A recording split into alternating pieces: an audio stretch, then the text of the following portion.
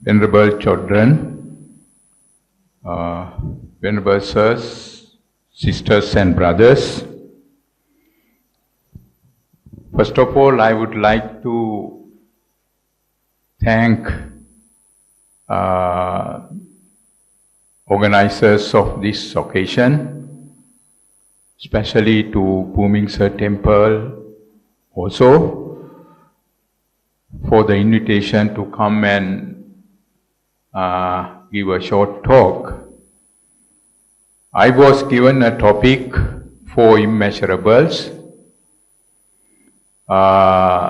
Before I come to the topic, I would like to say few words related to the subject of this book, Buddhism, One Teacher, Many Traditions, written by our Venerable Chodron.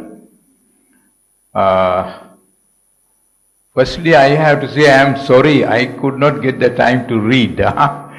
I was given the book day before yesterday.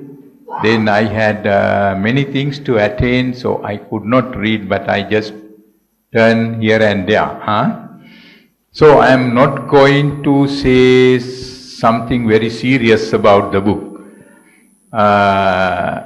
Anyway, I know Venerable Chodron for many, many years because when she was staying in Singapore, we had a very close link. She used to give talks at Buddhist library. She was a regular speaker.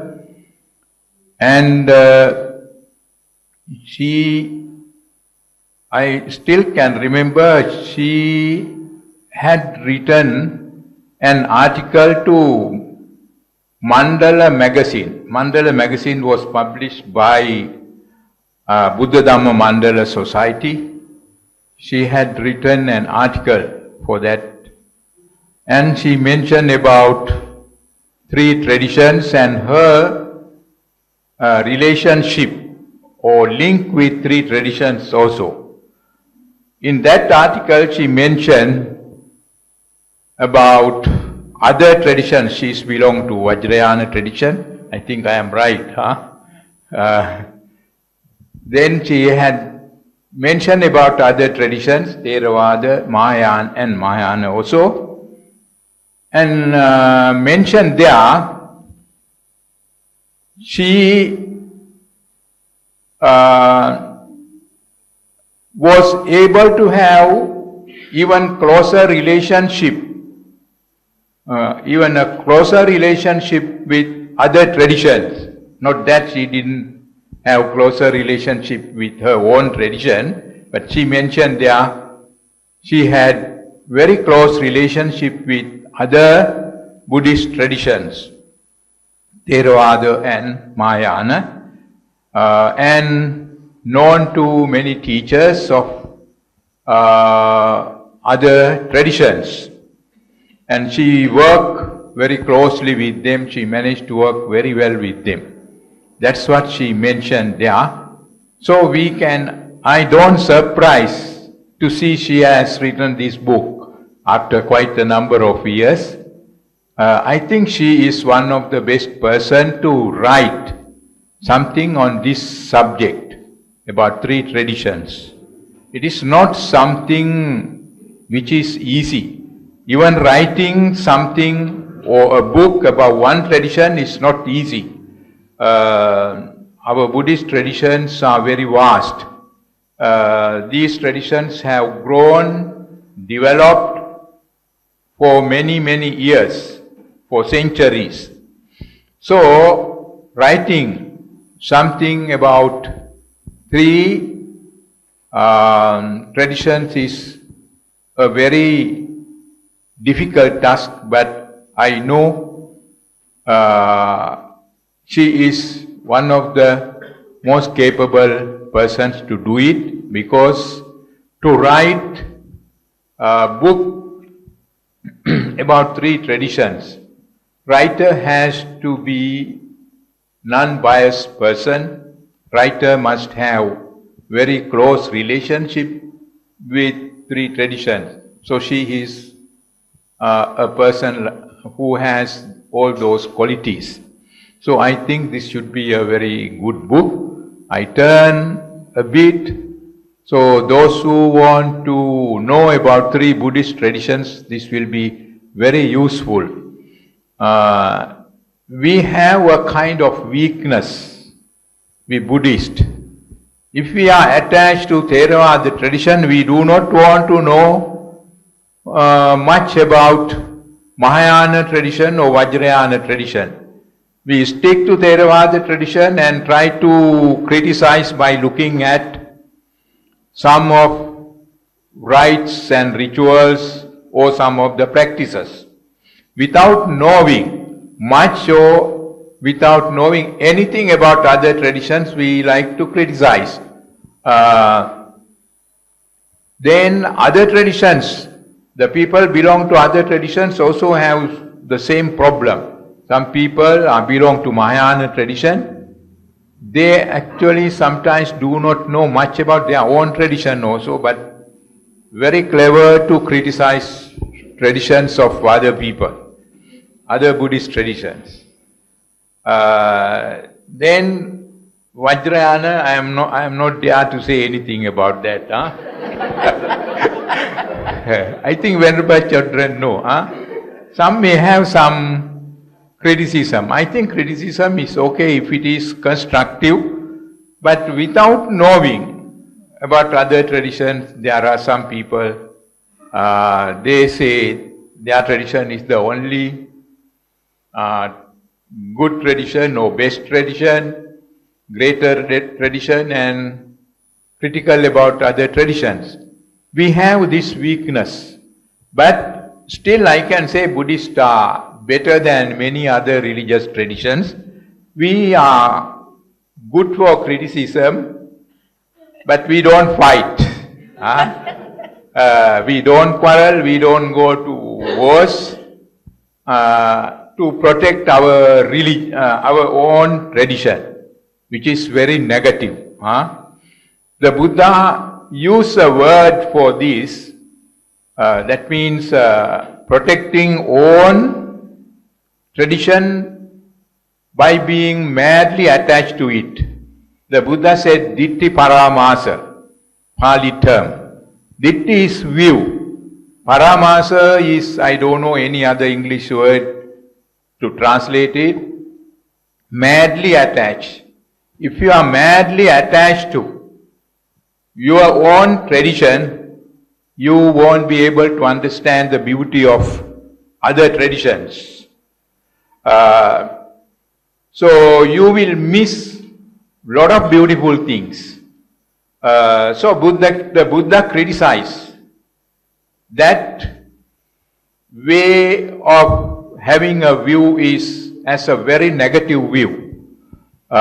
Thinking own tradition is alone right or good, other traditions are wrong. We can have criticism, as I mentioned earlier, but we should not attach to any traditions in a mad way. So we Buddhists are generally can say not madly attached to their traditions, so we have no quarrel, we can work together, we have good cooperation. That is the beauty of Buddhist traditions. It is a very beautiful thing. So now, good thing is this book has published. You will have a good understanding about this. Instead of talking about traditions without knowing much, good to have a good understanding. I think this book will give a very good understanding about three traditions, because I have great confidence of the author. She is capable of talking and writing about these three traditions. Before come to my topic, I would like to say few problems with traditions also. They are very simple ones. Once a monk, he is also a Theravada monk, but within Theravada also we have different minor traditions. So one Theravada monk came to Buddhist library. He was introduced to me by his teacher. His teacher is very well known in Singapore, used to come and give talks. And my friend also, because of friendship, he introduced his disciple to Buddhist library when that disciple wanted to come to Singapore. Then he came, I prepared accommodation, stayed with me. It was an evening. Next day, that means next morning, I prepared breakfast. Generally, I stay alone. For breakfast, I don't bother people. Whatever possible, I prepare and take my breakfast. So, this monk was around. I prepared breakfast for myself and for that monk. Then everything was prepared on the table. I invited him. He came and sat with me. When we were about to eat, about to take our breakfast, he refused to take the breakfast. Then he said, Bhante, I cannot take this breakfast. I was in a way, very shocked. I asked, what is wrong with the breakfast? He said, no. Breakfast was prepared by you and given by you. So you are a very senior monk. I cannot take breakfast except when a senior monk offers a breakfast. So I had no choice but to call somebody else. Fortunately, at that time, our treasurer was staying quite near to the library, about 5 minutes, 6 minutes of walk from her place to the library. So I called quickly. This was around 7 o'clock. She had not left for work, so she came. Her husband drive quickly. They rushed. Then I told what had happened. So they offered breakfast. After that, he had his breakfast. These are some minor things related to some traditions. I think sometimes this can be a problem. I don't bother about this kind of things, but when we stick to a tradition very, very closely and without much understanding, there can be that kind of problems.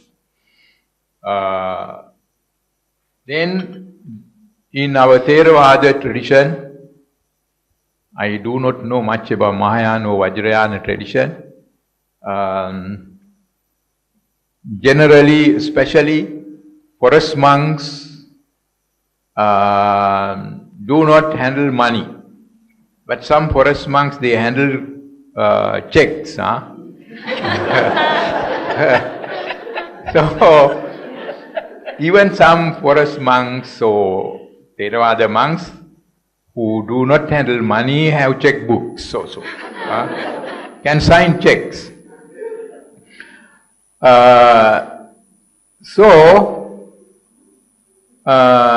I can remember I was in a temple, also in Singapore. That was my first temple about 45 years ago. The monk did not handle money. Of course, he held a checkbook. And he traveled, he went world tour, carried a lot of traveler's checks. That time people used traveler's checks, now hardly used. But anyway, he did not handle money, touch money. So he got a younger monk to travel with him to handle money. So can you see the logic? I don't handle money, I get a young monk to travel with me to handle money. I don't break the precept, but not to break my precepts, I make another monk breaking precepts. So, we have some problems with traditions if we are attached to them ignorantly. So I have so many stories like that. If I am going to tell these things, I may not be able to talk anything based on my topic. So, so now I would like to come to my topic. Four immeasurables. In Pali, we use words Brahma Vihara for immeasurables. For immeasurables, we use the word Brahma Vihara. Brahma is supreme, greatest, highest, noble. There are many meanings, the Pali term Brahma Vihara. So, four sublime states, four immeasurables can call as four sublime states also. In Theravada tradition, we have given a very important place for four immeasurables. The word immeasurables also gives a kind of understanding. Cannot measure the value of these four qualities. What are the four qualities? Metta or love, karuna or compassion, then mudita, or the translation given by many people is sympathetic joy. I am not so happy with that translation. It doesn't give any meaning to me when you use the word. The Pali term is mudita, sympathetic joy. I can say, later I will explain it with a bit details. What I can say about mudita is, it is the quality which we should develop to appreciate progress of other people. Quality against jealousy. In this world, we live with many people. We can see many people are progressing. Some people are progressing faster than us. Sometimes we are not progressing. Our progress is decreasing. But we can see other people are progressing. So, we need a very great quality to see this without having jealousy. That quality is called upekha, mudita. Not sympathetic joy, mudita. Appreciation of other people's progress. Not only oneself progress. Then the third quality is upekha. We have translation equanimity, that is not so bad. Equanimity, I like to use the word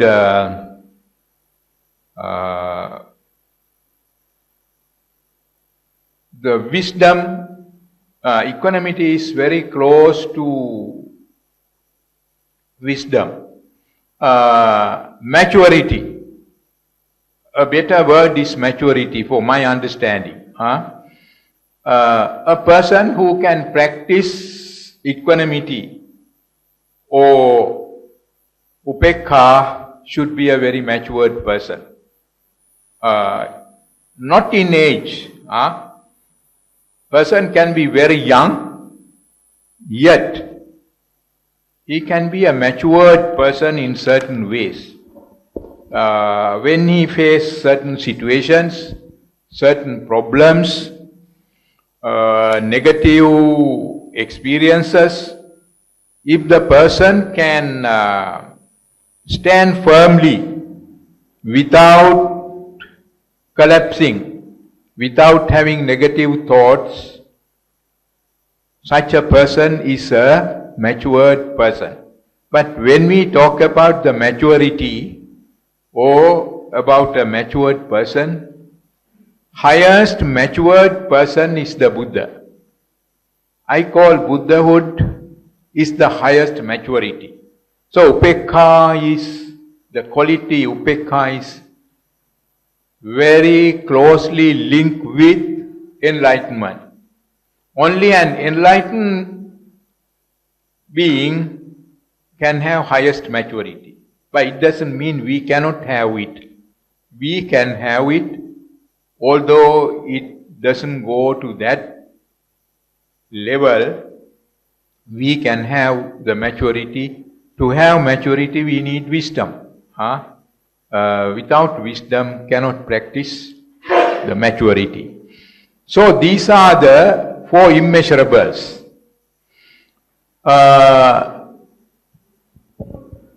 In Sri Lanka, I don't know whether Sri Lanka is my country or anything, because I have lived in Singapore for about 44 years, in Sri Lanka only about 29 years. So, now I am in a very difficult situation to call Sri Lanka is my country or Singapore is my country. But anyway, state of law of this country may not allow me to say I am this country is mine. Anyway, in Sri Lanka is a Theravada country. When we talk about Theravada country, we mention very proudly about Sri Lanka. Theravada. Sri Lanka is a Theravada country. We have pure Buddhism. The word pure Buddhism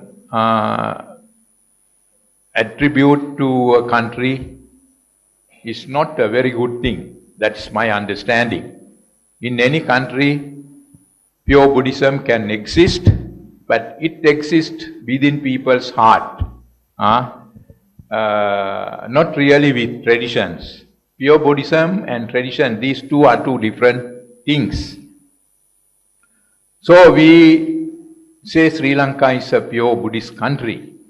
In Sri Lanka, people, especially monks, always talk about four immeasurables. Especially when we go to give sermons, memorial sermons, if the deceased is a father or a mother, we talk about these four immeasurables and attribute these four immeasurables to them, to mother, to father. We say, in Pali there are a few words, when we say that we use those words, Brahmati Mata Pitaro. Mata is mother, Pita is father. Brahma is supreme. I am not talking about supreme God, but these words came out in Indian society. The Hindu God, the supreme Hindu God is Brahma. When they wanted to talk about something which is very supreme, highest, they use the word Brahma. So Brahmati Mata Pitaro means father and mother are supreme. Like Brahma, they are supreme. So in Buddhism, they are given a very high place, greatest place.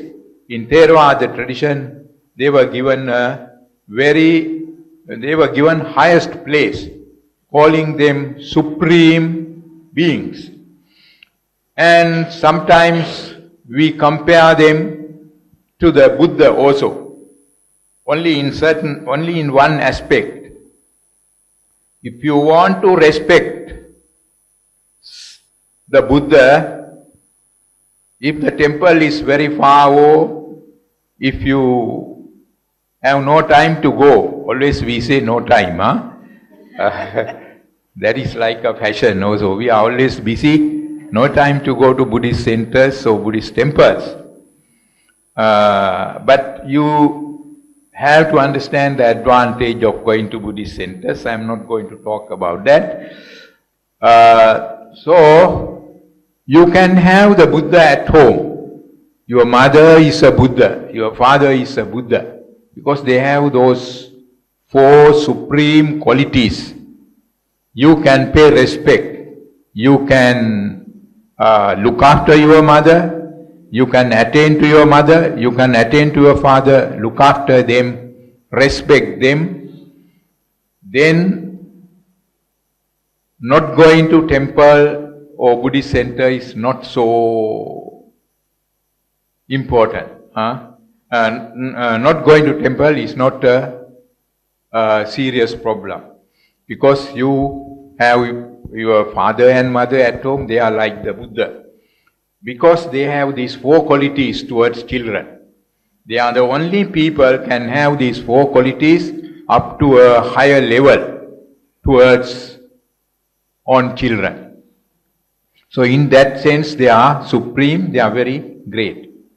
But very sad and negative thing happened. Although we compare parents to Buddha, although we say parents have supreme qualities for immeasurables towards children and they are very great, very sad thing happened in Sri Lanka. I thought it may not come out in Singapore papers and it may not publish in English papers. Then many people cannot know. Anyway, I would like to mention about that. A daughter, that is the biggest surprise. Daughter put her own father in a dog's cage. She had 2 dogs. She brought out 2 dogs from the cage and put the father in and locked. The neighbors came to know about that. You know, in Sri Lanka, neighbors are very busy bodies. In Singapore, people don't bother what is happening with the neighbor. We are belong to a different culture. But in Sri Lanka, you can't do anything secretly. Neighbors know everything. So neighbors came to know about that, complained to the police. Police went there, released the father and arrested the daughter. So we always talk, father and mother are just like the Buddha to us. They have 4 immeasurables, they are supreme. But in a country like that also, these things can happen. So it is a very sad thing. But I would like to direct your attention here towards something different. Many people talk like cursing to that young lady. Some even went to the house and scolded her, used very abusive words. But I think I am coming to metta, love. If we practice true metta, we can see she also needs our sympathy. Why she became like that? Why her mentality becomes so low? Own father, putting own father in a dog's cage. When people question, she said, for her convenience. You see, the excuse is terrible. Because father was suffering from dementia. So difficult to look after, made the house dirty. So she found a solution. But it is a terrible solution. But she also needs some metta from us. We cannot, this is extremely disheartening incident, but we cannot have anger, grudge or hatred towards her. If we have that, we are no better than her. But naturally, we may have such thoughts, but we have to be very careful. Metta is a quality. Love, it is not ordinary love. Ordinary love can change to hatred very easily. Ordinary love and hatred, these two are two sides of the same stick. That is what we usually say. But metta, when we translate the word metta, Pali term, as love, it is totally different. It cannot change to that. If we are practicing metta, we have to practice metta or love towards this kind of people. Also, we must see why it happened to her, why she had such a low mentality. There must be reasons, and we must sympathize with her also. So that is called metta. When we talk about the metta, or first immeasurable, we say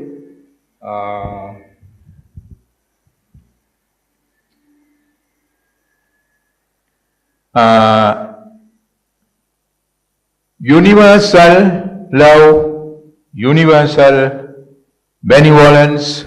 We use this type of words. The translations are okay. But metta is love. In the real sense of metta, when we use the word love, it is very different. We still have to learn. Love without attachment. I think she will agree with me. Love without attachment. The problem is, nobody knows how to love without attachment. Everybody talk about love. Everybody is used to have love with attachment. When we tell this to people, they always think we have our children. They are very lovable. We have our grandchildren. They are very lovable. How to love them without attachment? But that is metta. Metta, the quality. We cannot say we are practicing metta if we have attachment. With attachment, if we love others, even ourselves with attachment, we will end up with dukkha, or discomfort, or suffering. So, metta, by practicing metta, it won't happen.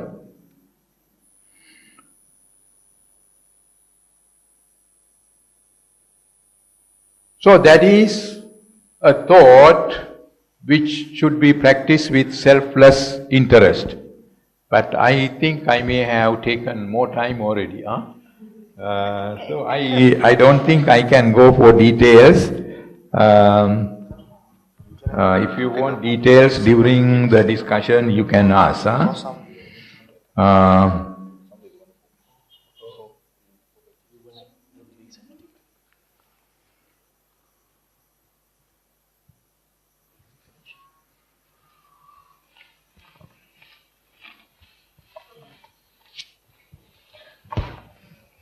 Then the next immeasurable or quality, karuna, translation, we can find the translation as empathy and compassion. We can use the word empathy and compassion also. But I don't like to use the word sympathy. Do you know why? I don't want anybody's sympathy towards me. Even if I am in a very tragic situation, difficult situation, I don't want anybody to have sympathy towards me. I feel sympathy is not really good. I don't say bad, not really good. Maybe because of my pride, I don't want anybody's sympathy towards me. Empathy, the word is better. Then compassion is the common translation.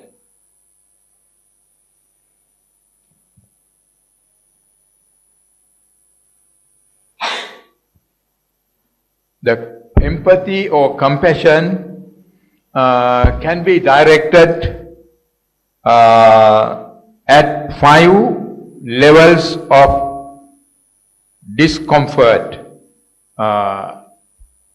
When people have dukkha or discomfort, at 5 levels we can direct empathy. One is compassion for those who are worrying or repenting for their misdeeds. We encounter with people, they repent, they worry about their misdeeds. So, they deserve our compassion. We can direct our compassion towards them. 2 is for those who have lost what they possess.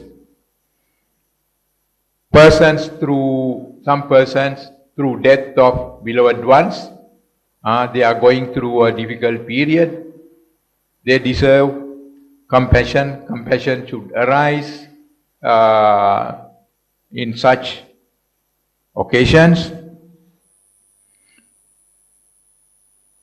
Then things, through theft, people lost things. Natural disasters like tsunami, the well-known disaster. Singaporeans are very compassionate people. I must say it honestly. I can never forget the way many Singaporeans acted when they heard about tsunami tragic. They worked so hard to do something to help people in other countries, not their relatives, not their friends. They had never seen them. They had no wish to see them, but they did a lot of things. So, directing compassion towards such people who have faced disasters. So this is the second direction. The third direction, for those who have lost their self-identity, loss of position in society,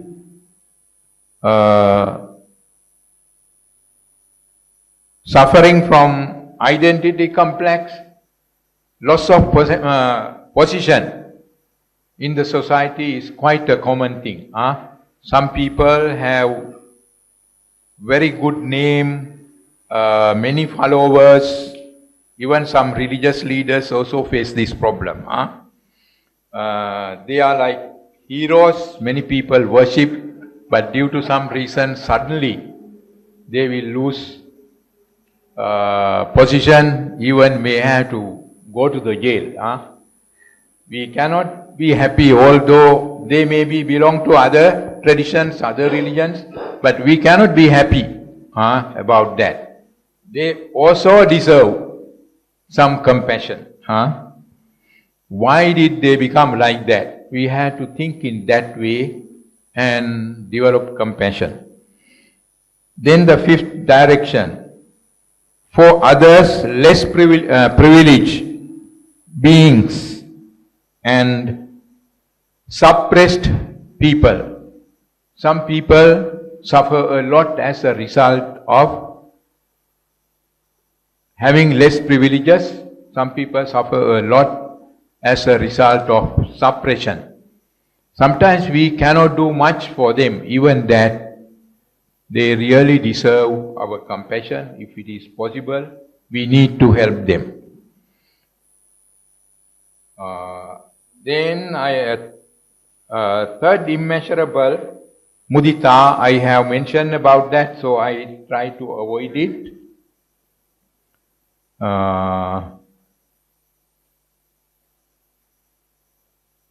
Then the mudita, third one, I try to avoid. Then the upekha, also I have spoken about that. Upekha is helpful for us to overcome our emotional reaction towards situations. When things are going wrong in our life, things can go wrong anytime. How clever we are also. We can be very clever. We may do things very well. We can be very successful in every thing in our life, every directions in our life. It doesn't mean we can have a guarantee about doing well all the time. Sometimes things can go wrong. So when things go wrong, our problem is we react towards them emotionally. Emotional reaction is very difficult to avoid, inevitable. Even that, reacting to such situations emotionally is not positive. We cannot see, we cannot see the situation clearly.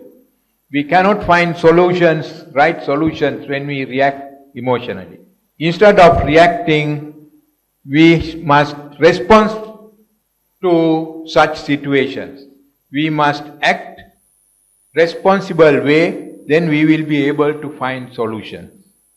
So, upekha, that's why I said upekha is, upekha can call as wisdom also. Wisdom arises when we do not act towards situations emotionally. If we act emotionally, ignorance will arise. So these are the things I wanted to say about four immeasurables. Thank you for listening. I hope you all will be able to practice four immeasurables. This is one of the most practical aspects of Buddhism, Buddhist teaching. If you can practice these four, you can go up to the enlightenment. These are so great, very great qualities. Thank you.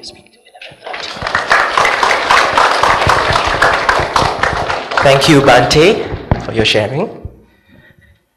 And now we would like to invite Venerable Thubten Chodron to lead us in the Puja in the Dhammaratana tradition.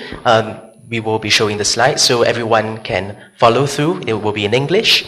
And we will invite Venerable, of course, for her Dhamma sharing afterwards. Yes. So we will be showing. You ready? I take refuge until I have awakened in the Buddha, the Dharma, and the Sangha. By the merit I create, by engaging in generosity and the other far-reaching practices, may I attain Buddhahood in order to benefit all sentient beings. beings. I take refuge until I have awakened in the Buddha, the Dharma, and the Sangha. By the merit I create, by engaging in generosity and the other far-reaching practices, may I attain Buddhahood in order to benefit all sentient beings. I take refuge until I have awakened in the Buddha, the Dharma, and the Sangha. By the merit I create, by engaging in generosity, and the other far-reaching practices, may I attain Buddhahood in order to benefit all sentient beings. May all sentient beings have happiness and its causes. May all sentient beings be free of suffering and its causes. May all sentient beings not be separated from sorrowless bliss. May all sentient beings abide in equanimity, free of bias, attachment, and anger.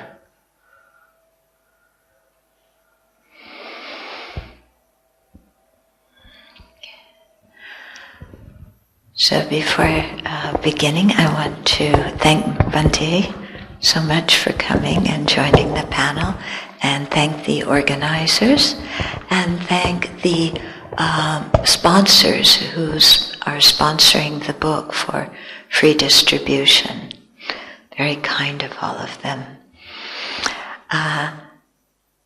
So this book got written. It wasn't exactly my idea. I was working on a larger book for His Holiness the Dalai Lama, and in the middle of working on that, he said, we need to add material from other traditions to make this book unique. And then as time went on, it really came out that he wanted a separate book about what we came to call the Sanskrit tradition and the Pali tradition. So, and His Holiness's reason for wanting this book is he said that he has a much closer relationship with people from other religions than he does with Buddhists from other traditions. And he didn't think that that situation was right. He wanted to really have better relationships with other Buddhists and to bring the traditions together. And so he wanted the book written in that way. So instead of writing the book on a very superficial level, like, yes, all Buddhists bow to the Buddha and we all make offerings and we all meditate, not talking about things like that are very evident, but really going into the book in terms of the doctrine and what the people in the different traditions believe. And this was something that I had to do a lot of research. My coming to Singapore initially was something that opened me to all the other Buddhist traditions, but in preparing the book, I had to really learn much more about the Theravada tradition, we call the Pali tradition, and also about the various other Mahayana traditions. By the way, Vajrayana is a Mahayana tradition. It's not separate. It's a type of Mahayana tradition. And Tibetan Buddhism is more than Vajrayana. And Vajrayana is also practiced in Japan. So just to clarify the use of the terms a little bit. So in learning about the other traditions, it was just fascinating for me because I had known before about a little bit about the kinds of stereotypes that people from one tradition have about people from other traditions. But when I really started learning about the traditions, I began to see that these stereotypes were really uncalled for, that there was so much in common between the traditions. Yeah? That yes, there are differences, and yes, we need to recognize the differences, but we also need to recognize the points in common and not separate things out. And to really get over all these passed down stereotypes. Because I think, in olden times, when Buddhism spread to different countries, different areas, then, they were far away from Buddhists in other places, so they didn't really know what the Buddhists in other places practice.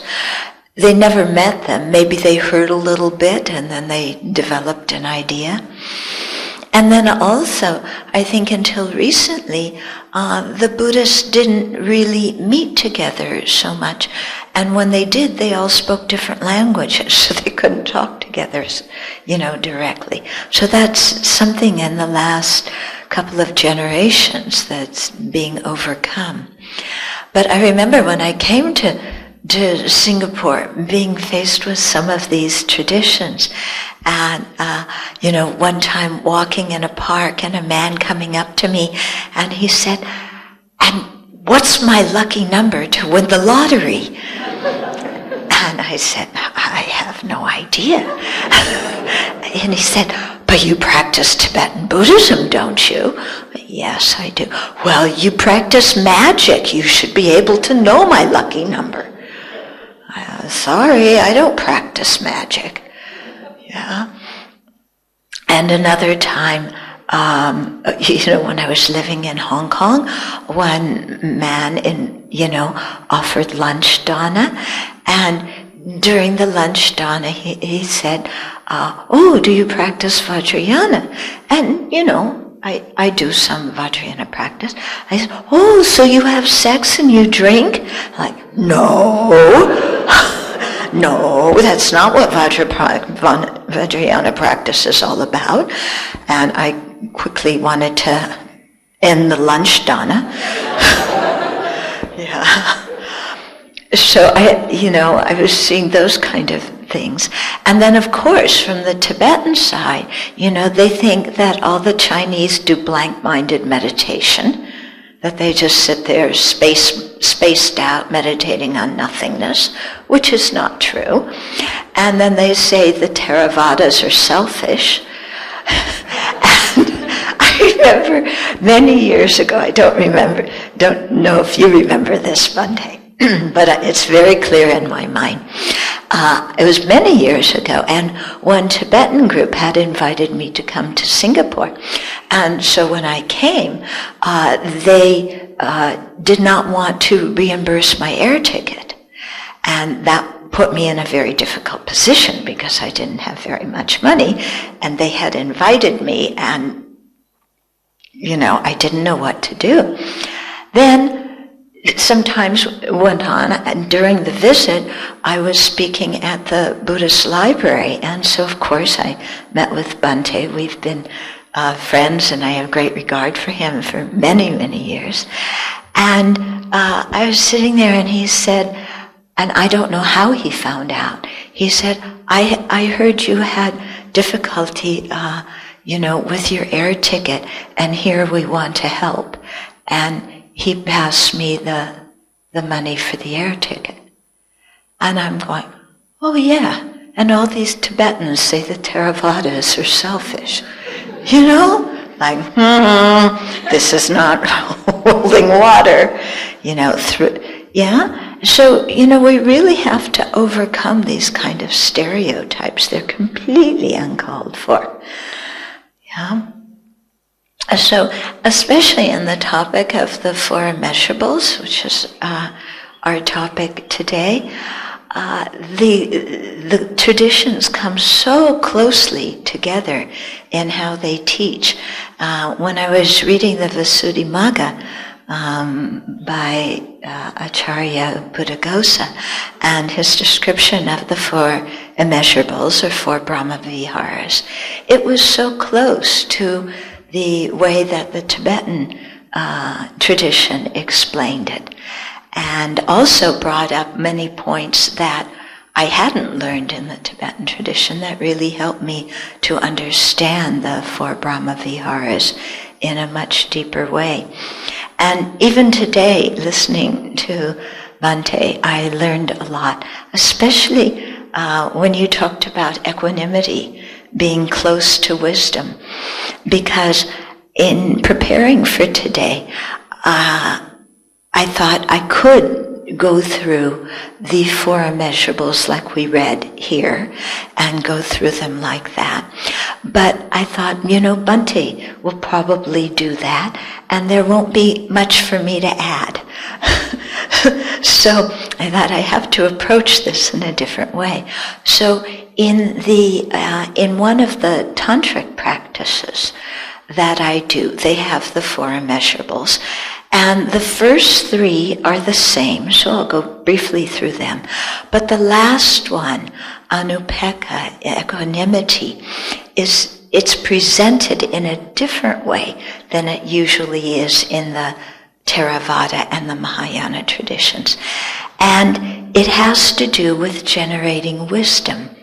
And I had never heard outside of this, when you said that equanimity, is linked with wisdom, I went, aha, this is how, in this tantric practice, equanimity is linked with wisdom. And I'll go into that in a little bit. But it really clicked for me that, okay, now this is how it works. So, as we noticed in the book, if you have the book, I don't know, but in the section on the Four Immeasurables, there's two presentations. In one of them, it starts out in the order that Bhante gave, with love, compassion, joy, and equanimity. And in that way, you progress, starting out with your general attitude towards sentient beings, being one of friendliness, love, wishing them to have happiness, and then when they're unhappy, when they're miserable, having compassion for them, then when they're doing well and progressing well, even better than we are, then instead of getting jealous, having joy and rejoicing together with them. And then equanimity, wishing all beings to have freedom from bias, from attachment, anger, partiality. So that's one sequence of them. There's another sequence where equanimity comes at the beginning, followed by love and compassion and joy. And then when you first notice this, you go, why is that? Why did it go from being the last one to the first one? Well, one of the ways of generating bodhicitta is the 7-point instruction of cause and effect to generate the aspiration for full awakening. And this is founded on first generating equanimity. And so when equanimity comes first in the sequence, the sequence is a summary of this 7-point instruction on cause and effect. The idea being that before we can have love and compassion and joy for others, we first have to get rid of our attachment and aversion towards them. And as Bhante so aptly remarked, real love has to be without attachment, and that is extremely difficult. And so this is why equanimity is put first, because it really gets us to look at our partiality and how, if somebody's nice to us, if somebody is related to us, then we're partial, we're attached to them, we favor them more than others. If somebody it looks different than we do, is from a different race or religion or ethnic group or age group or health condition group, we find some way that, they're different from me. And so our love, our wish for them to have happiness isn't as intense. Yeah, we become quite biased. And so as long as we go through our lives with this attachment and this bias, and then also with apathy, towards strangers, like, who cares? Yes, as he remarked, when there's a tragedy, we step up to help. But aside from that, when you're on the MRT, when you're driving on the highway, do you care about the other people around you? Yeah? No, they're just obstacles that we have to weave around to get where we're going.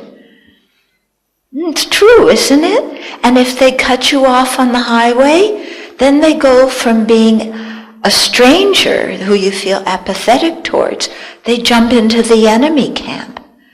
Oh, they cut me off. Ooh. Okay? So as long as we jump back and forth between attachment and aversion and apathy, how are we going to love people? How are we going to genuinely wish them to have happiness and the causes of happiness? How are we going to have compassion, wishing them to be free of dukkha and the causes of dukkha?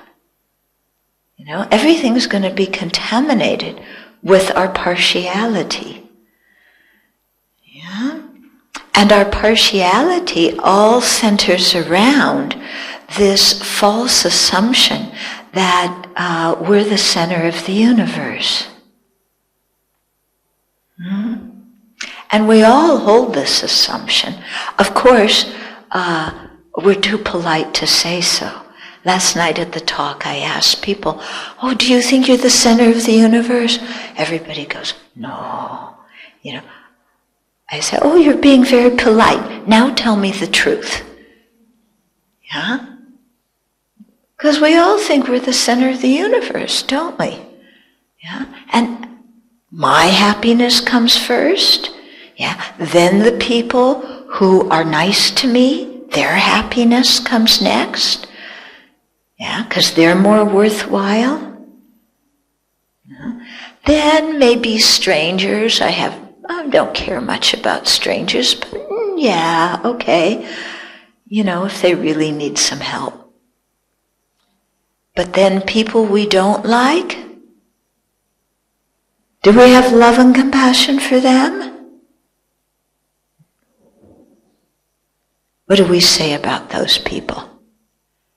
May you get hit by a truck. Yeah, that's when we're being nice. Otherwise, we say, may you go to. Yeah. Yeah. No equanimity there, So this process of developing equanimity is quite important. Yeah. And I think it's important even to be a calm person in our daily life. Not only to mention avoid creating negative karma with other people, but just to be a kind person in our daily life. Because as long as we're always putting people in the category of friend, and the category of enemy, and the category of stranger, having love, having attachment, aversion, and apathy, respectively, for these three groups, then emotionally, we're like yo-yos. Yeah? My teacher used to say that. He said, you guys are like emotional yo-yos. You know yo-yos? Yeah? Up and down, and up and down, and up and down. Oh, I like this person. Yeah, then the next day, they didn't call me. I hate this person. They gave me a present. They ignored me. They said they loved me. They said they hate me. Yeah? The same person. Yeah? Up and down, up and down. It's true, isn't it? Yeah? I mean, look at what being married is like. Well, first of all, the person's a stranger. Yeah, you don't know them. They're like, who are they? You don't care. Then you meet them. They're wonderful. He's so wonderful. I love him. No faults. You don't see any faults at all. Person is perfect. You definitely want them to have happiness in their causes. Yeah. Then you get married. Oh, they're still so wonderful. Then he starts leaving his dirty clothes on the floor. Yeah. And he doesn't take out the garbage. And he's in a bad mood. You aren't laughing. Yeah. And you go, how come he's like this? Does he think I'm his servant?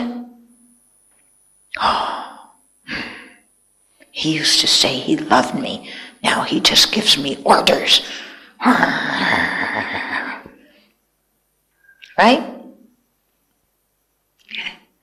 So, emotionally, up, down, up, down, up, down. Yeah? When he's nice to you, when he's mean to you, very difficult, isn't it? This is the story of our lives, and we get so emotional about all of this. It really causes us inside a lot of grief, a lot of pain. And we have the same attitude towards parents, too. So much attachment, then, anger when they don't do what we want them to do. Okay? So it's, for me, the key to begin working on this kind of bias that exists in my mind, the key was to realize that I discriminate friend, enemy, and stranger based on the assumption that I'm the center of the universe. Yeah? And if somebody's nice to me, they must be a good person. And if somebody's mean, they must be a bad person.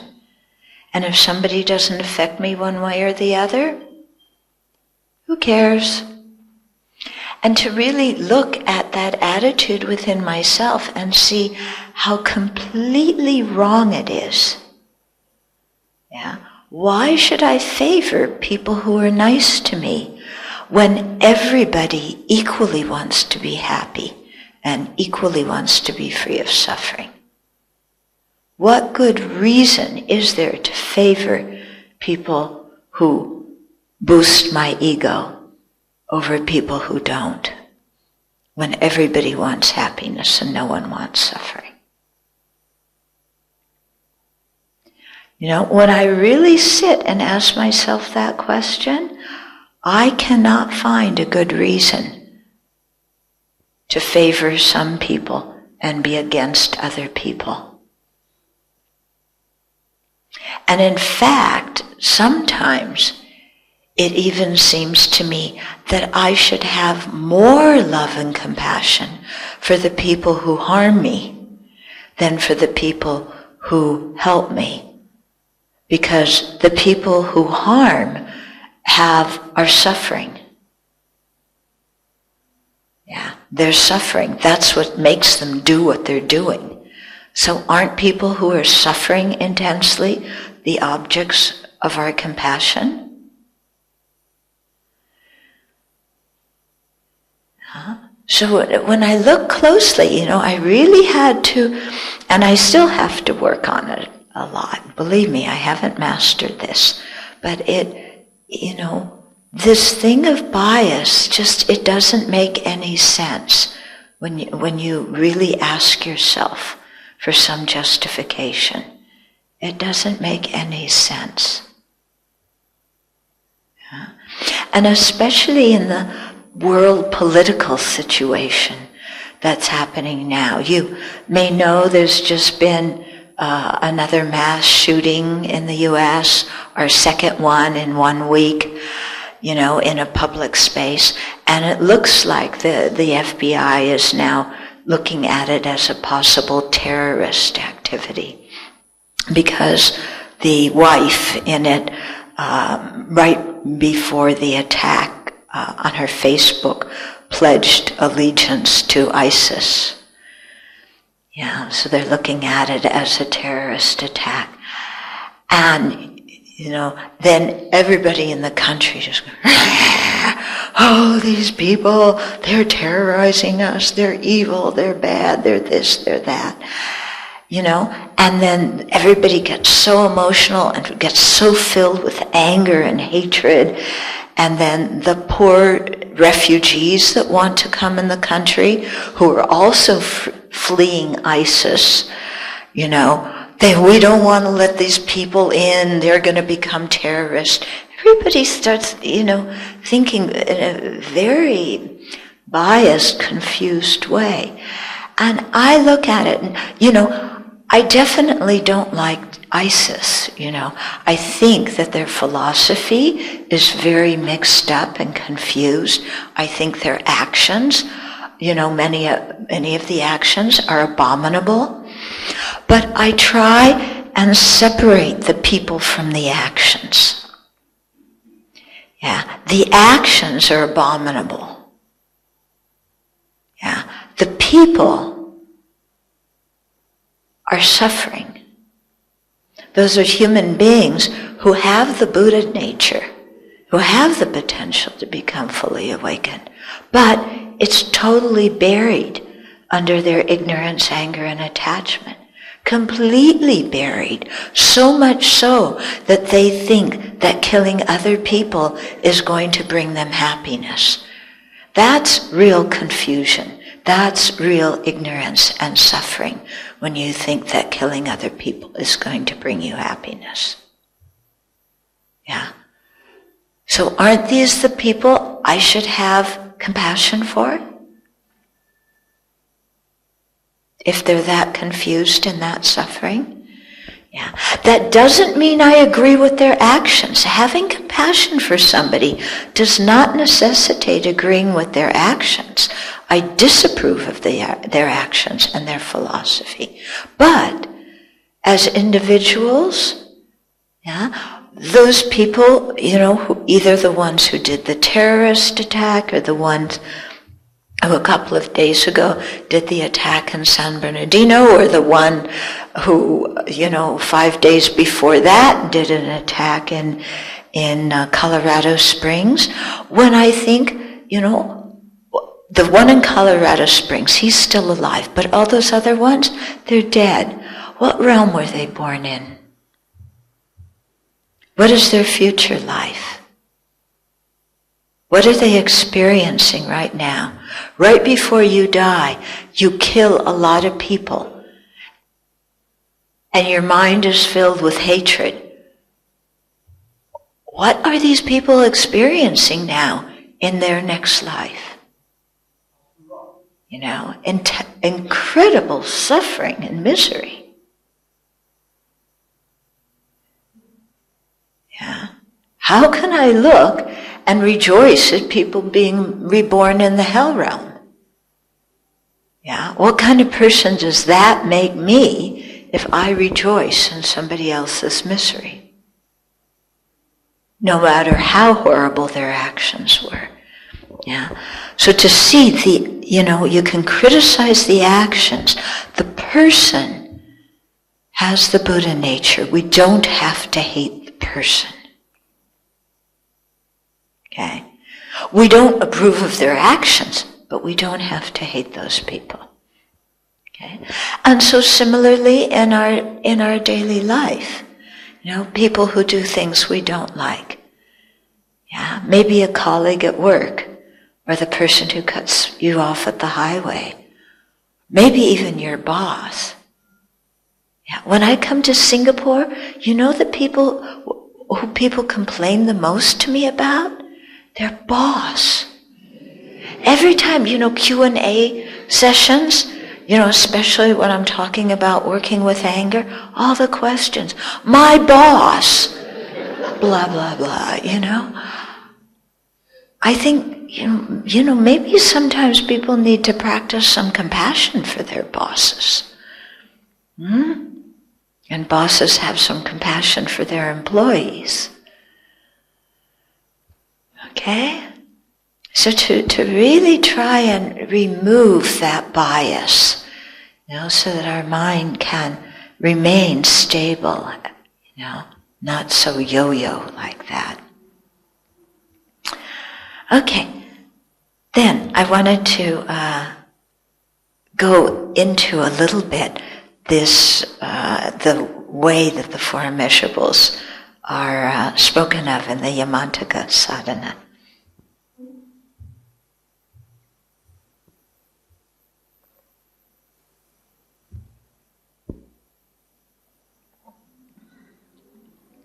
So, Yamantaka is one of the very ferocious looking deities, meditational deities.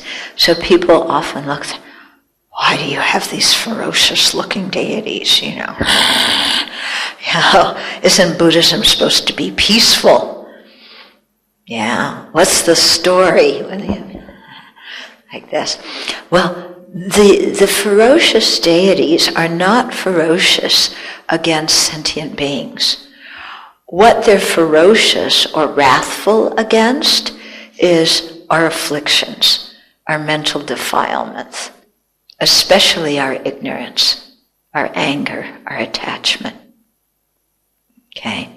So they're not ferocious towards other living beings. They're Buddhas. They're fully compassionate towards other living beings. Okay? So in the practice of this one Yamantaka, very ferocious looking deity, there's the Four Immeasurables. Yeah. And so just the presence of the four Brahma Viharas shows you that there's no bad will against sentient beings and no, trampling on others or anything. So let me read you the way the four Brahma Viharas are. Yeah, the first three are the same. The last one's different. Okay? May all sentient beings have happiness. May all sentient beings be parted from dukkha. May all sentient beings not be separated from happiness. May all sentient beings abide in equanimity, unperturbed by preconceptions of the 8 worldly concerns and of apprehender and apprehended.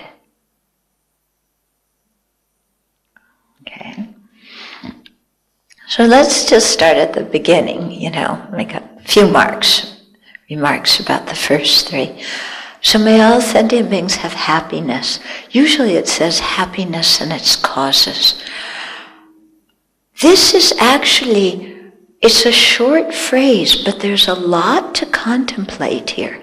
First, to ask ourselves, what is happiness? What are we exactly wishing for others? That they all have BMWs? Yeah? That they can all go on vacation to Bali? What are we wishing when we ask, may they have happiness?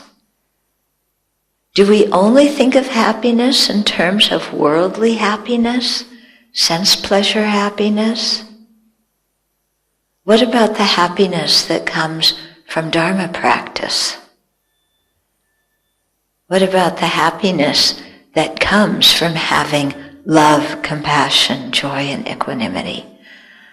What about the happiness of nirvana? Okay? Which kind of happiness should we be wishing for sentient beings? Is it one, is it the other, or is it both? Okay, this is something to think about. Yeah? I think the ultimate happiness we want to wish for them is may they have the happiness of nirvana. Yeah. Now, of course, to have the happiness of nirvana, people need to be free of enough suffering in this life so that they have the mental space and the physical conditions to meet the Dharma and practice the Dharma. So we wish them also temporal happiness in this life, Yeah, and we wish them to have happiness in their next life. But the real happiness we wish is, may they be free of all of cyclic existence. Okay? And then when we say, may they have happiness and its causes, so not only contemplating what is happiness, but what are the causes of happiness? Are we just wishing, like I said, may everybody have a BMW and enough money to buy it? Is enough money to buy it the cause of happiness? Yeah? Is that what we're wishing? May all sentient beings have tons of money. Is that what we're wishing? Yeah? Are sentient beings necessarily happy when they have money? Yeah, we usually think, yes, I want more money, then I'll have more happiness. Yeah. When you get more money, then you also have a lot of relatives that you didn't know before that all of a sudden turn up and need a loan. Yeah. When you have a lot of money, now you have all sorts of friends. Yeah, who aren't genuine friends. So are we really wishing everybody to have a lot of money? Okay. So yes, we want, is money the cause of happiness? Have you ever bought something with money or spent the money going on a holiday or something and then been totally miserable? Yeah.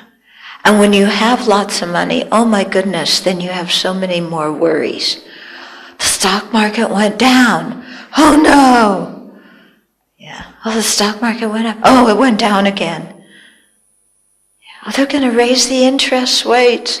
That means that my bonds are going to be worth, I don't know if it's more or less, but somehow it changes.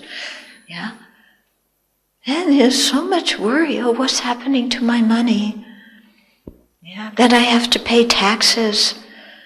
My tax level just went up. Oh, so much suffering. Yeah. Okay, so to really think, what are the causes of happiness? No?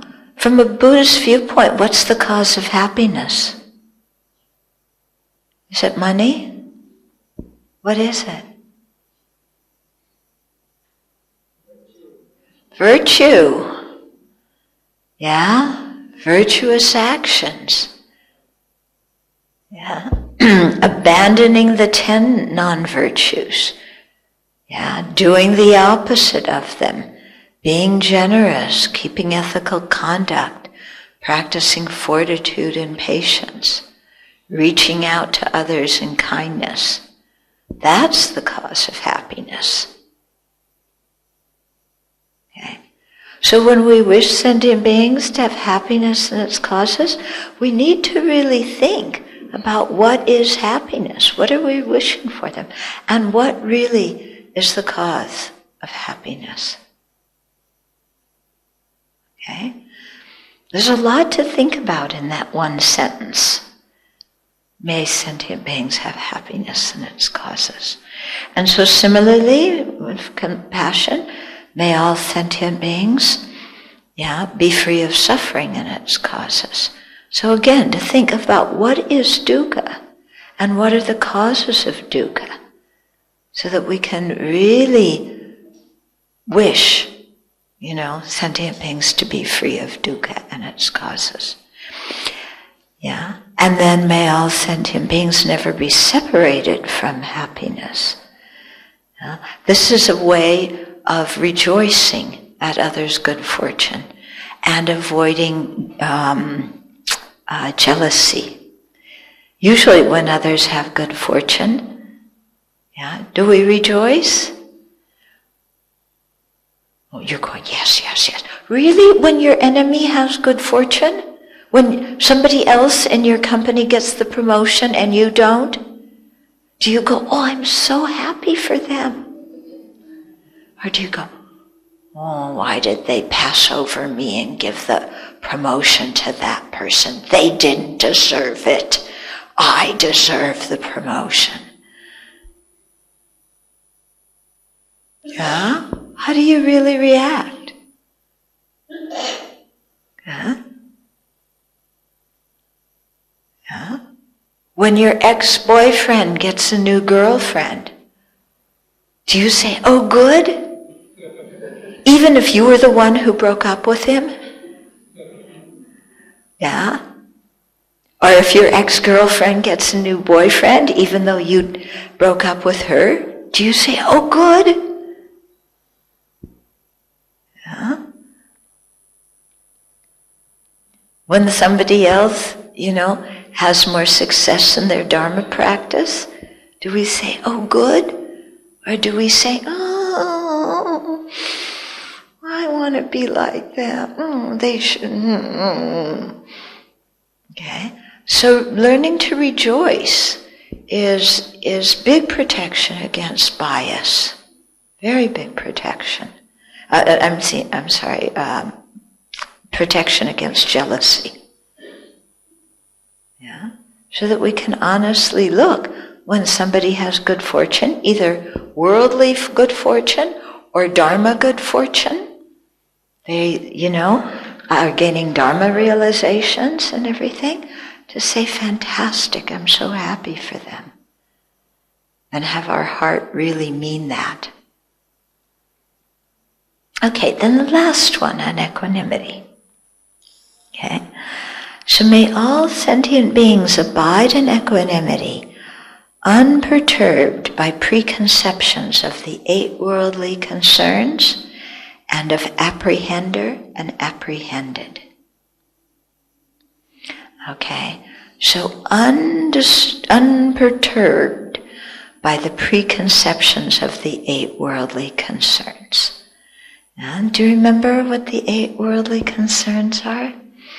They come, this is spoken of in both the Pali tradition and the Sanskrit tradition. Yeah, 8 worldly concerns. They come in 4 pairs. Okay, first pair, being thrilled when we get money and material possessions. And the second half, being dejected when we don't get them, or when they're lost or stolen or broken. Yeah? Do you have those 2 of the 8 worldly concerns? Are you thrilled when you get possessions and dejected when you don't get them?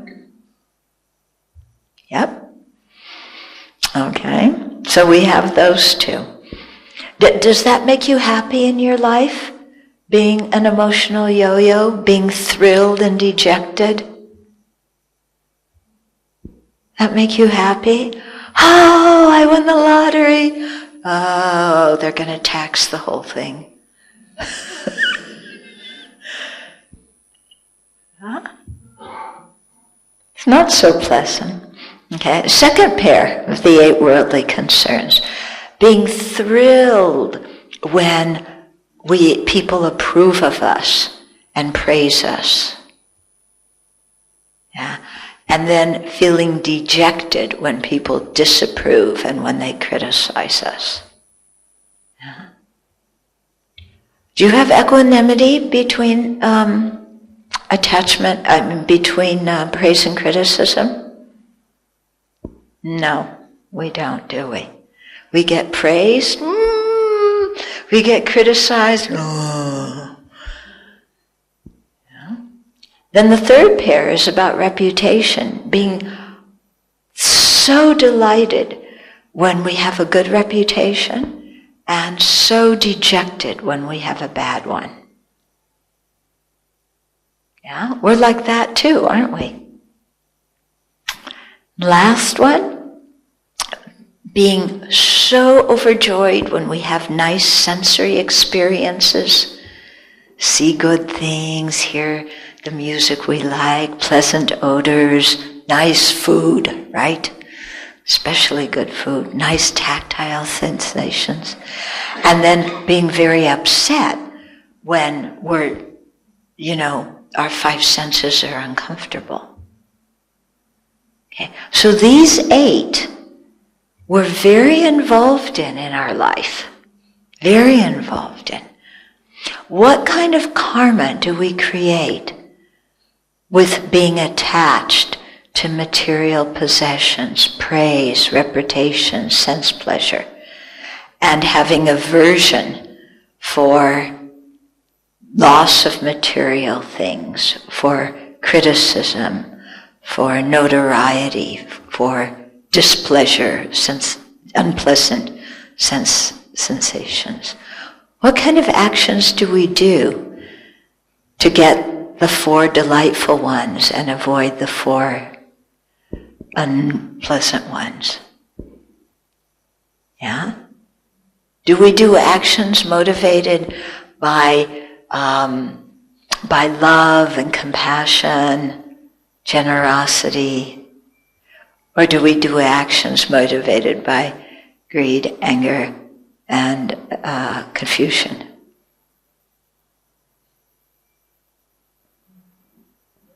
Yeah.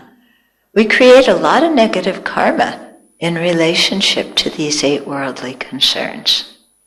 And our mind is always going up and down, up and down, up and down. So the wisdom that comes out in equanimity is the wisdom of seeing that there's no sense having so much attachment and dejection. Yeah.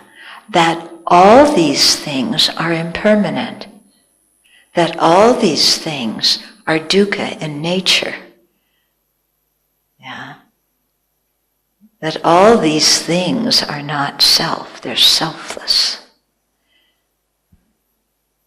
When we can have a Dharma understanding of them, then we're free from the preconceptions of these 8 worldly concerns that make us such emotional yo-yos. You getting what I'm saying here?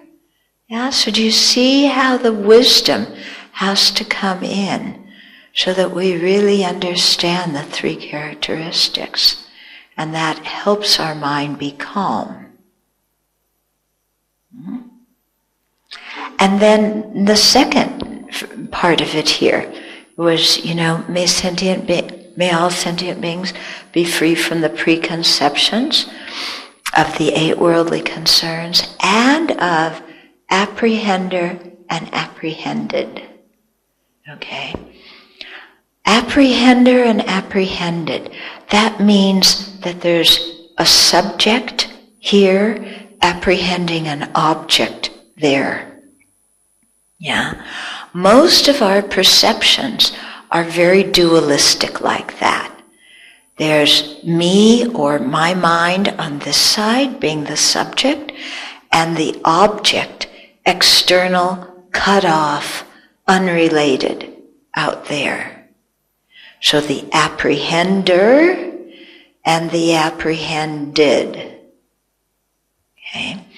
In the desire realm, we have so much confusion. We're so attached to the external world, the apprehended objects. Yeah. So we have so much I desire, I want, and so much aversion. Get this away from me, I can't stand it. Yeah?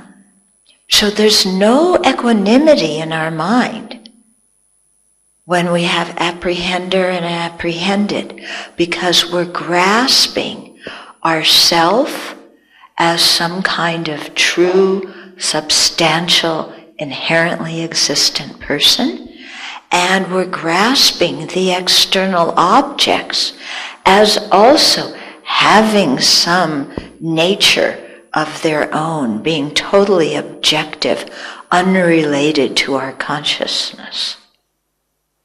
And so we get in this constant struggle with the external world. I'm the apprehender, and I want nice apprehended objects. So I try and arrange the world to be what I want it to be. Yeah.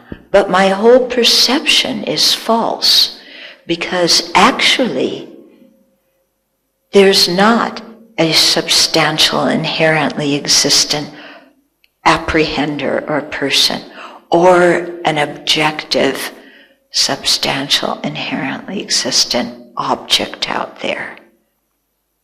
Okay.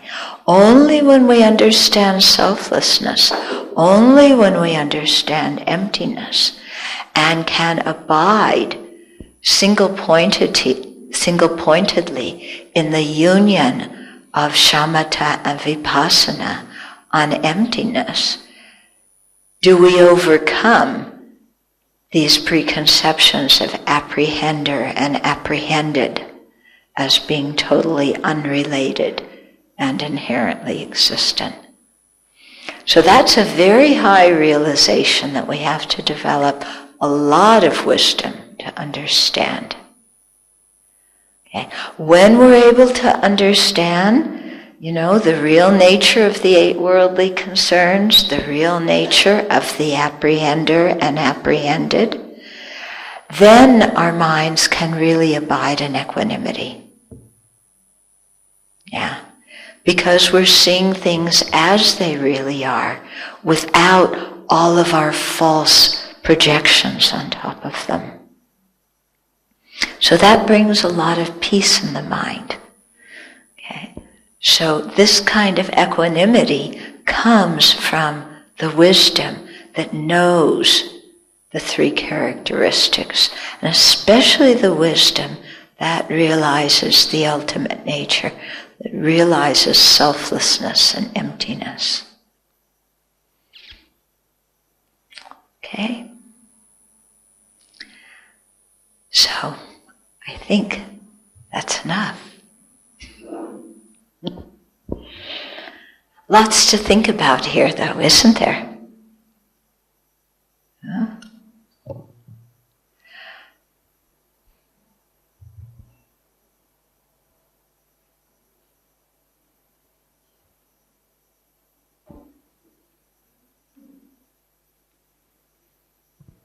All right, then thank you very much, Venerable Chodron. Yes. At this point, we will have a short Q&A. Yes. So this is your opportunity to raise any questions that you have about the Dhamma sharing that we've had today. And I really appreciated the teachings that have been shared, especially, for example, when Bhante was sharing about how real love is without attachment. I think that's something that really resonates, I think, especially for a lot of us young people, right? And there are a great many amongst us. And of course, Venerable Chodron, when you were speaking all about the immeasurables, and when you were talking about separating the people from the emotions, I think that's something that all of us really have to do, but whether or not we can actually do that, that's the main question. We can do it. We have to practice to do it. Thank you. Yes. Practice, I think, is especially key.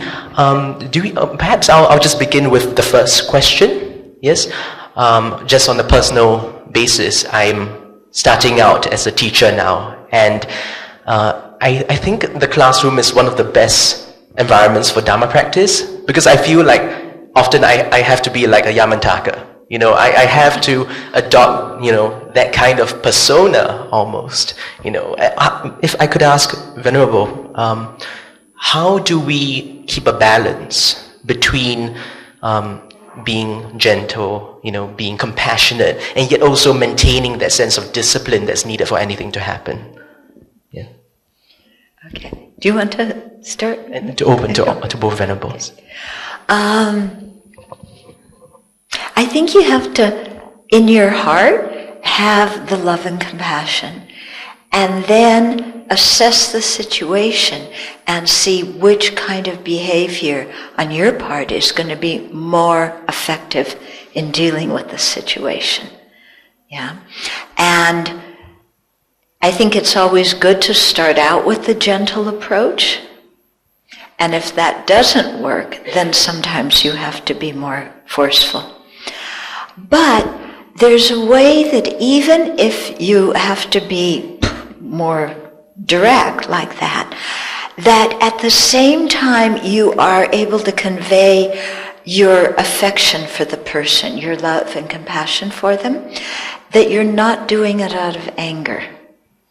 And I remember an incident one time when I was traveling and teaching. I stayed in one family's home. It was a Chinese family in the States.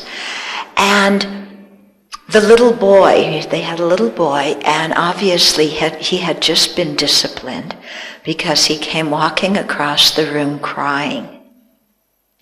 And his father, who had disciplined him, came behind him and picked him up and held him. And I thought, wow, that kid knew that he had crossed a boundary, that his behavior was that the behavior was unacceptable, but he also knew that his father loved him. Yeah.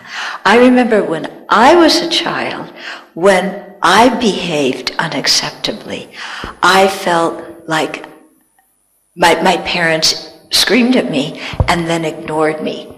So I felt unloved after that. So it really made an impression on me. If we can, when we have to speak in a straightforward way to somebody, it doesn't mean we have to hold them afterwards, but if there's some way to communicate to them, either before or after, that we care about them, that we're not rejecting them, that we're not angry at them, but that the behavior is unacceptable. And I think especially with children, in the context of being a teacher, so often with children we say, you're a good boy, you're a good girl, you're a bad boy, you're a bad girl. That gives children no useful information, except that the person in authority likes them or doesn't like them. Aside from that, the child does not understand what they did that their teacher or parent is unhappy with, or what they did that their teacher or parent appreciates. So I think rather than saying you're a good boy or a girl, or bad boy or girl, say, when you hit your little brother, that hurts me because I care for your little brother, and I also care about you, and I don't want to see you have a bad relationship. Or with a child, when they clean up their room, instead of saying, oh, you're a good kid, say, I really appreciate that you cleaned up your room because now I can walk there without tripping. So you tell the child the specific action that you either like or don't like. Thank you, Venerable. Yes. I think that I can definitely apply that in my own teaching practice, because there are a great many children out there, I think, who I think they would really appreciate having, those actions separated from their personal identity. So with this, do we have any questions from the floor? Please raise your hands. Thank you. Venerable and Bhante, I'd like to, can you help us bridge the differences between the tradition in two aspects? Number one, I understand that for the Mahayana tradition, the Buddha is 无所无量, meaning to say is in perpetual, is still around, and the light.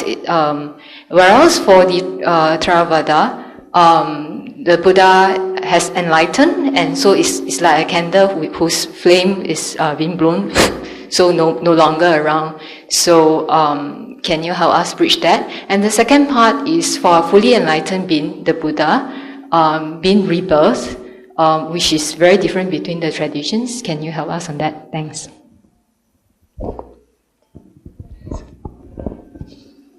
Your question is a bit tricky question, huh? I have to be very careful because we were discussing about three traditions also.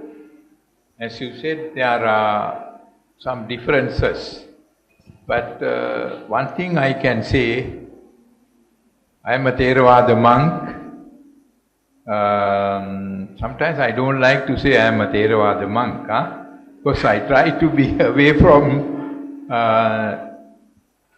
traditions in certain ways.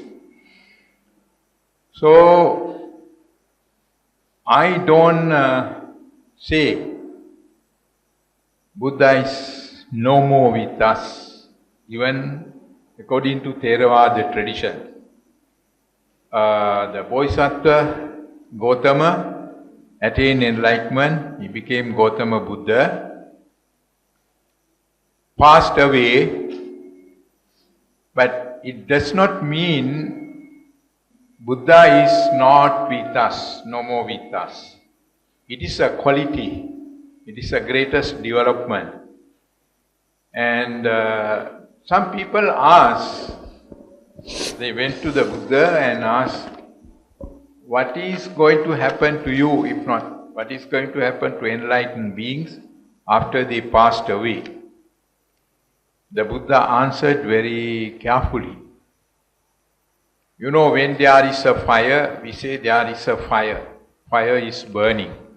Maybe due to firewood, due to fuel, and many other things, the fire is going on. But after some time, fire stopped. Then when we ask, where does that fire went? Went to right direction, left direction, up, down, east or west? Can you say where it went? Only thing we can say is, all the fuel finished, no more urge to have the fire further, it came to an end. So, we travel in this cycle of birth, we are pumping fuel every day, so much. Vehicles need petrol or diesel occasionally, after a certain number of miles running. We need every moment we are adding fuel. We have attachment, we have anger, we have jealousy, many defilements. We have so much urge to live. What we can't do in this life, we want to do in our next life. So, what we eat, not enough, we want to eat better food next life. So we want very, very refined food in refined restaurants. That's the way we go. So we have urge to go on and on. But enlightened beings do not have that kind of urge. They have no more defilements. So, after they passed away, they come to a kind of cease of all the defilements. It doesn't mean they are no more. Their achievement is there. Their greatness is there. They have shown great qualities for us to practice. So still they are inspiring us. They can inspire us. So I don't say, even based on Theravada tradition, Buddha is totally gone, no more. Buddha is always with us. We can develop all the qualities with the inspiration of the Buddha. So, to me, that the thinking that way is not relevant, not important. For me, Buddha is living forever and forever. But don't misunderstand me, different way, Thank you.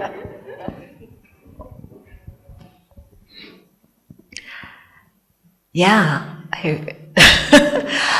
Yeah. The way the Sanskrit tradition looks at it is that actually they say, and again, I don't know if I'm just saying this is what they say, I'm not saying this is necessarily my view, but that the Buddha was actually enlightened a long time ago and appeared as a bodhisattva, as an unenlightened being in this life in order for his life to be an example to us of how we need to practice.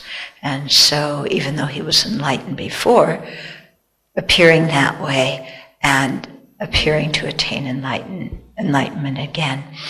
And the idea behind this is that the mind, is the nature of clarity and awareness. The defilements are not the nature of the mind. So we can eliminate the mental defilements which cause samsara. But the clear and aware nature of consciousness can still continue. Yeah, that there's nothing that can cease just the clear and aware nature of the mind. Although there is something that can cease the defilements. So from the viewpoint of the Sanskrit tradition, the Buddha has ceased the defilements, but the consciousness can still continue.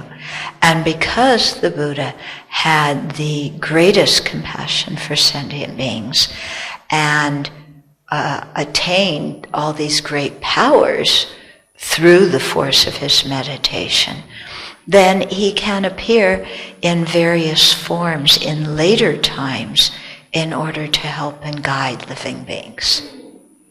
Okay? So that's how we look at it. And I find that quite inspiring, and that makes sense to me. That you can cease the defilements, but it doesn't mean that all consciousness has ceased. Okay? Thank you, Venerables. Yes, I think we have time for one last question. Yes, at the back.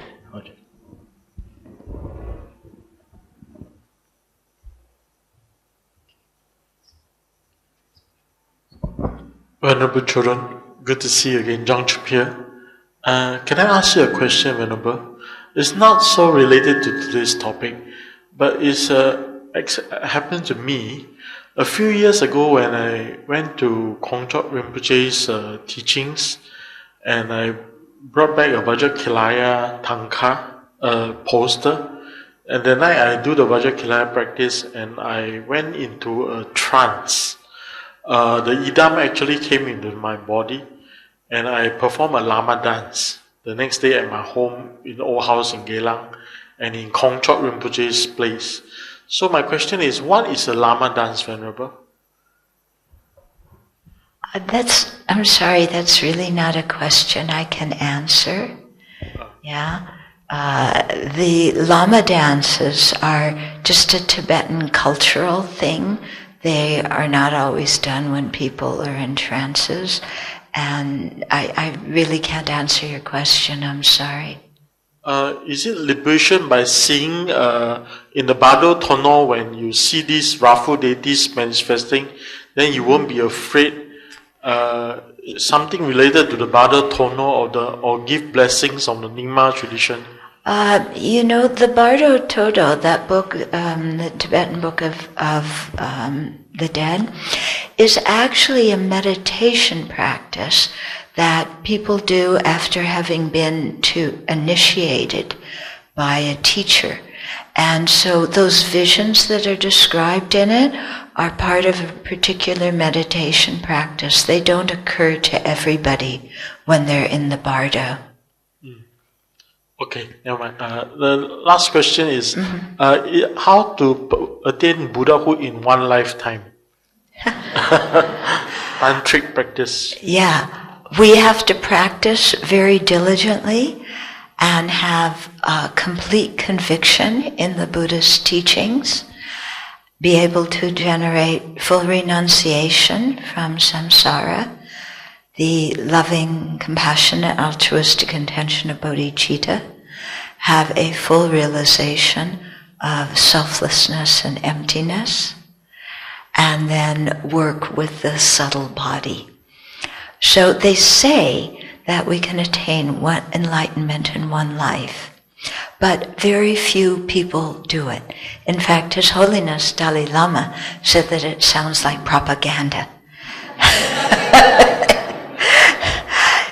Because you have to do so much purification, so much creation of merit, generate all these realizations fully and completely. Yeah. So to do that means we have to have practiced a lot in our previous lives. Yeah. It means that we've done so much practice in our previous lives that we're almost on the verge of attaining enlightenment in this lifetime. Yeah. So it doesn't refer to being some kind of, somebody who doesn't know anything about the Dharma, whose mind is completely polluted, kind of attaining enlightenment in one life. So then people say, well, what about Milarepa? He did it. And yes, he did it. But what did he do in all of his previous lifetimes? Yeah, he was a very serious, learned practitioner in many, many previous lifetimes. Thank you, Venerables. Okay, if we have any other questions, I think we can address those when Venerables will still be around during the book signing session. So please feel free to approach Venerables then. I think we have definitely benefited a lot from the session.